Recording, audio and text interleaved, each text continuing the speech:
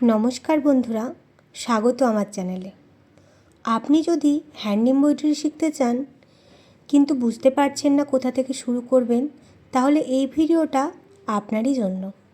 আজ থেকে আমি শুরু করছি 5 days hand embroidery beginner series এবং আজ হলো ডে 1।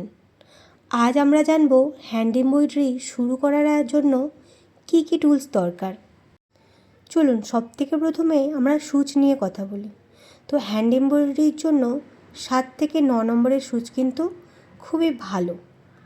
আর আমরা মার্ক করার জন্য যে কোনো রকমের পেন পেন্সিল ব্যবহার করতে পারি, এখানে আমি দেখিয়ে দিলাম।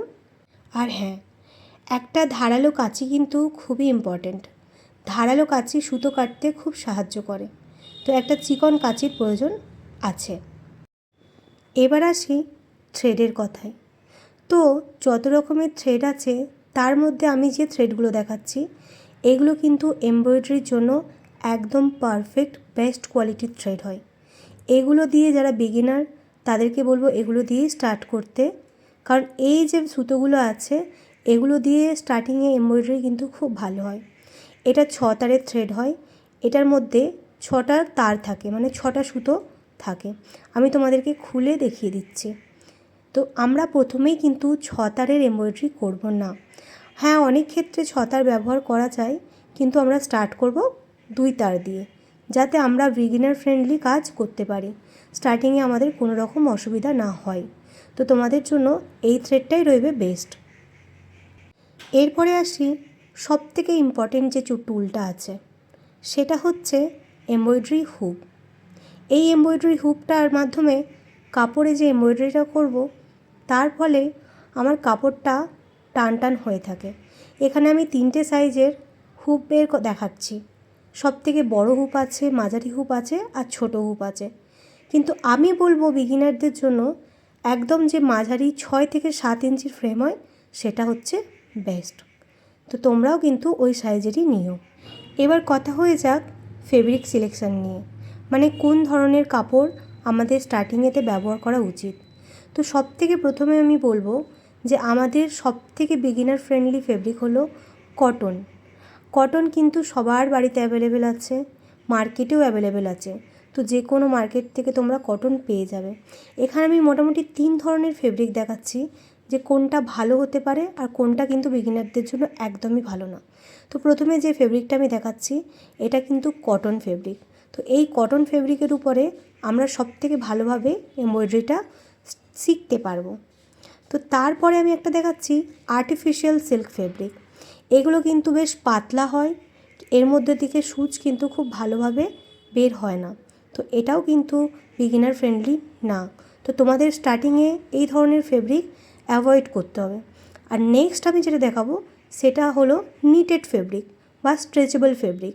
তো যে কোনো ধরনের স্ট্রেচেবল ফেব্রিক বিগিনারদের জন্য একদমই উচিত না। তোমরা প্রথমে কিন্তু কটন দিয়ে স্টার্ট করবে, কারো কাছে লিনেন পাবে, কারো কাছে হ্যান্ডলুম কটনও পাবে।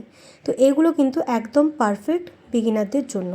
তো তোমরা অলওয়েজ চুজ করবে কটন ফেব্রিক একদম বিগিনারদের জন্য, ঠিক আছে?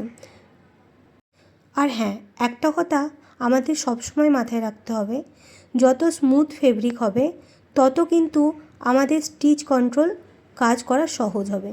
সেটা কিন্তু যারা প্রথম স্টার্ট করছে তাদের জন্য খুব একটা গুরুত্বপূর্ণ জিনিস। তো এরপরে আমি আপনাদের দেখিয়ে দিচ্ছি কিভাবে কাপড়ের মধ্যে হুপটাকে অ্যাডজাস্ট করতে হয়। তো প্রথমে যে কাপড়টা আছে তার নিচে আমি ওই ছোটো পার্টটা ঢুকিয়ে দিলাম এবং উপরে যে স্ক্রুটা আছে ওটা খুব ভালো করে আমি লুজ করে নিয়েছিলাম, যাতে কি আমার সেট করতে সুবিধা হয়। এবার আমি আস্তে আস্তে স্ক্রুটা টাইট করব আর চারদিকটা টান টান হয়ে যাবে, কিন্তু প্রথমেই একবারে টান টান হয়ে যাবে না।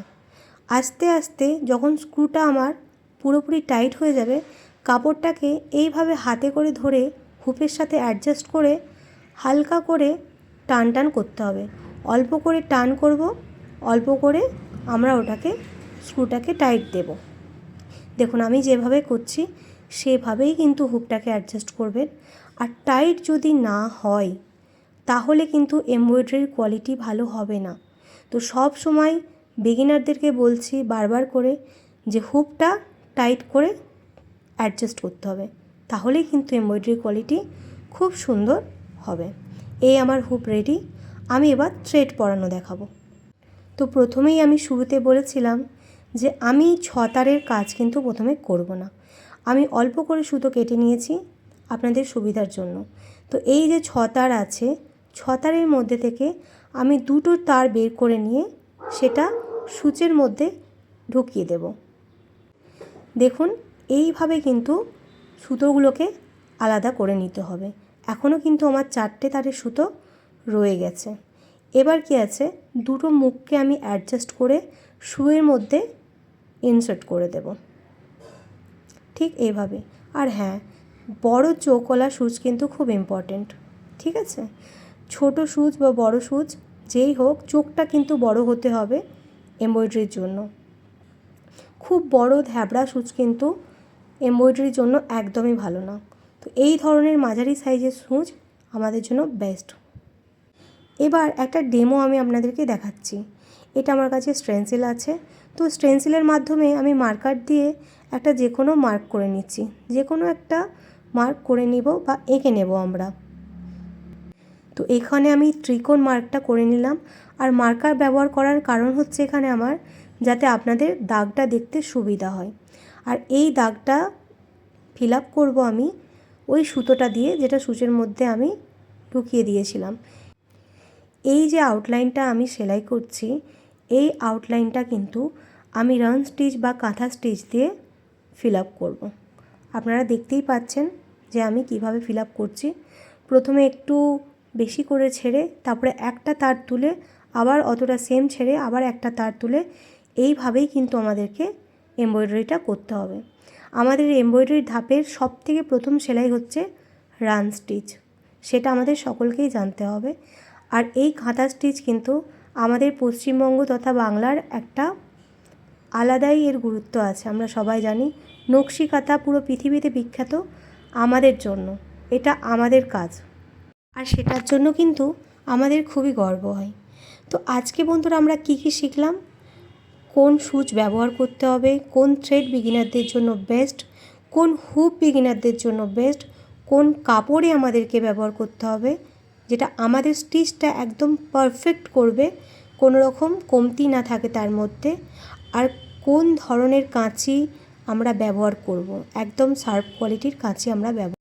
আগামীকাল ডে 2 আমি শেখাবো হ্যান্ড এমব্রয়ডারির 5টা বেসিক স্টিচ, একদম বিগিনার ফ্রেন্ডলি। ভিডিওটা ভালো লাগলে অবশ্যই লাইক করুন, কমেন্টে জানান আপনি নতুন কিনা, আর অবশ্যই চ্যানেলটা সাবস্ক্রাইব করুন। আপনাদের একটা সাবস্ক্রিপশন, একটা লাইক, একটা কমেন্ট কিন্তু আমাকে অনেক সাহায্য করে এগিয়ে যেতে। ধন্যবাদ। হ্যাপি